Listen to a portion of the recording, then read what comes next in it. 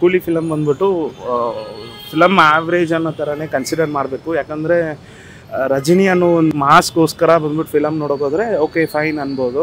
But apart from story ಲೈನಪ್ಪಲ್ಲಿ ಅಂತ ನೋಡೋಕೋದ್ರೆ ಅಷ್ಟು importance ಇಲ್ಲ ಸ್ಟೋರಿಗೆ.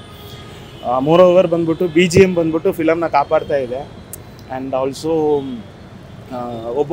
ಆ್ಯಕ್ಟಿಂಗ್ ವೈಸಲ್ಲಿ ನೋಡೋಕೋದ್ರೆ ಶೋಭಿನ್ ಆಗಿರಲಿ, ಶ್ರುತಿ ಹಾಸನ್ ಆಗಿರಲಿ, ಒಬ್ಬೊಬ್ಬರು ಅವ್ರವ್ರ ಪಾರ್ಟ್ಸ್ ಏನಿದೆ ಅದೆಲ್ಲ ಕರೆಕ್ಟಾಗಿ ಮಾಡಿದ್ದಾರೆ.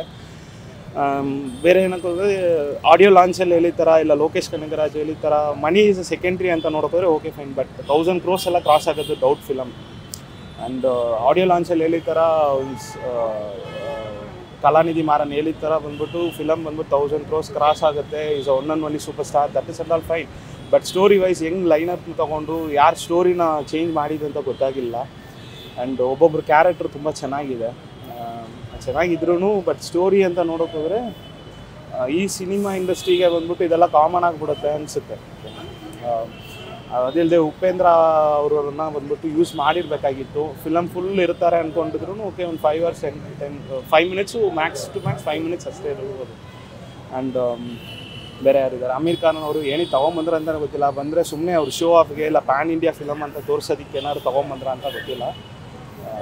ಲೆಟ್ಸಿ ಹೆಂಗಿದೆ ಅಂತ ಇದು ಬೇಸಿಕ್ಲಿ ನನ್ನ ರಿವ್ಯೂ. ಇದು ನೋಡೋಕೋದ್ರೆ ಅಷ್ಟು ನಾನು ಸ್ಯಾಟಿಸ್ಫೈ ಆಗಿಲ್ಲ. ಆಸ್ ಎ ಫ್ಯಾನ್ ಆಗಿದ್ರು ಇಲ್ಲ ಆಸ್ ಎ ಫಿಲಿಮಾ ನೋಡೋಕ್ಕೆ ಇಂಟ್ರೆಸ್ಟ್ ಅಂತ ನೋಡೋಕೋದ್ರೂ ಓಕೆ ಫೈನ್ ಅಂತಲೇ ಅನಿಸ್ಬೋದು ಫಿಲಮ್. ರಜನಿಕಾಂತ್ ಅವ್ರ ಆ್ಯಕ್ಟಿಂಗ್ ಹೆಂಗಿದೆ? ಅವ್ರು ನಾರ್ಮಲ್ ಚಿಕ್ಕ ವಯಸ್ಸಿಂದ ನೋಡಿದ್ದೀವಿ. ಅವ್ರ ಆ್ಯಕ್ಟಿಂಗ್ ಹೆಂಗಿದೆ ಅಂತ ನಮ್ಗೆಲ್ರಿಗೂ ಗೊತ್ತು. ಅವ್ರ ಬಗ್ಗೆ ನಾನು ಮಾತಾಡೋಕೆ ಅಷ್ಟು ನನಗೆ ಏಜ್ ಇಲ್ಲ. ಬಟ್ ಫಿಲಮ್ ಅಂತ ನೋಡೋಕೋದ್ರೆ ಅವ್ರ ಆ್ಯಕ್ಟಿಂಗ್ ಸಪ್ರೇಟ್ ವೈಸ್ ನೋಡೋಕೋದ್ರೆ ಚೆನ್ನಾಗಿದೆ. ಫಿಲಮಲ್ಲಿ ಬಂದ್ಬಿಟ್ಟು ತುಂಬ ಲ್ಯಾಗ್ಸ್ ಇದೆ, ಸ್ವಲ್ಪ ಅದನ್ನು ಕರೆಕ್ಷನ್ ಮಾಡಿರ್ಬೋದಾಗಿತ್ತು. ಮ್ಯೂಸಿಕ್ BGM ಬಂದ್ಬಿಟ್ಟು ನಾರ್ಮಲಾಗಿ ಅವ್ರಿಗೆ ಗೊತ್ತಲ್ಲ, ಅನಿರುದ್ಧ್ ಬಂದ್ಬಿಟ್ಟು ಎಲ್ಲಿ ಕಾಪಿ ಹೊಡೆದ್ರು ಚೆನ್ನಾಗಿ ಮಾಡಿರ್ತಾರೆ. ಅದೇ ಥರನೇ ಇದರಲ್ಲೂ ಮಾಡಿದ್ದಾರೆ. ಸೊ ಇನ್ನು ಫೈಟ್ ವೈಸಲ್ಲಿ ಇಲ್ಲ ಹೊಸ ಟೆಂಪ್ಲೇಟ್ ತೊಗೊಂಬರ್ತೀನಿ ಅಂತ ಇದರಲ್ಲಿ ಹೇಳಿದ್ರು. ಅಷ್ಟೇನು ಅಂತ ಅನಿಸಿಲ್ಲ.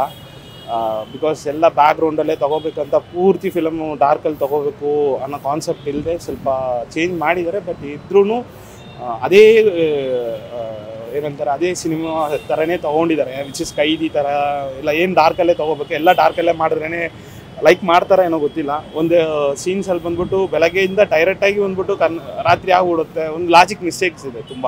ಅದು ಸ್ವಲ್ಪ ಡೀಪ್ ವರ್ಕ್ ಮಾಡಿರ್ಬೇಕಾಗಿತ್ತು. ಮತ್ತು ಹಾಗಾದರೆ ರಜನಿಕಾಂತ್ ಮತ್ತು ಮೋನಿಕಾ ಸಾಂಗೆ ಇದನ್ನು ಕಾಪಾಡಬೇಕಾಗಾರೆ ಹಂಗಂತ ಹೇಳೋಕ್ಕಾಗಲ್ಲ. ಸ್ಟೋರಿ ಇಂಪಾರ್ಟೆಂಟ್ ಅಂದರೆ ಫಿಲಮ್ ಚೆನ್ನಾಗಿರುತ್ತೆ. ರಜನಿಕಾಂತ್ ನಾರ್ಮಲಾಗಿ ಹೆಂಗಿದ್ರು ಕಲೆಕ್ಟ್ ಆಗಿಬಿಡುತ್ತೆ ಸರ್. ಬಟ್ ಕಲಾನಿಧಿ ಮಾರನ್ ಕಾನ್ಫಿಡೆಂಟನ್ನು ಬಂದ್ಬಿಟ್ಟು ಬ್ರೇಕ್ ಮಾಡಿಲ್ಲ. ಬಟ್ ಆದರೆ ಅಷ್ಟು ವರ್ಕೌಟ್ ಇಲ್ಲ ಅವ್ರಿಗೆ. ಸೊ 1000 crores ಆಗುತ್ತಾ ಅನ್ನೋದು ಡೌಟೇ. ನೀವು ಎಕ್ಸ್ಪೆಕ್ಟ್ ಮಾಡೋ ಕ್ವಶನ್ಗೆ ಮೋನಿಕಾ ಫ್ಯಾನ್ಸ್ಗೆಗೋಸ್ಕರನೇ ಫಿಲಮ್ ನೋಡೋಕೆ ಬಂದರೆ ಅದು ಬಂದ್ಬಿಟ್ಟು ಸೆಕೆಂಡು. ಸ್ಟೋರಿ ವೈಸಲ್ಲಿ ನೋಡ್ಬೇಕಂದ್ರೆ ಮೇಯ್ನ್ ಇಂಪಾರ್ಟೆಂಟು. ಓಕೆ, ಕಾಪಾಡಬೇಕಂದ್ರೆ ಯಾರು ಬೇಕಾದ್ರೂ ಕಾಪಾಡ್ಬೋದು. ಸೊ ಶೋಭಿನ್ ಇದ್ದಾರೆ ಎಲ್ಲರೂ ಕಾಪಾಡೋದಕ್ಕೆ. ಆ ಕ್ಯಾಸ್ಟೇ ಸಾಕು ಸರ್ ಕಾಪಾಡಬೇಕಂದ್ರೆ. Thank you sir. ಥ್ಯಾಂಕ್ಸ್.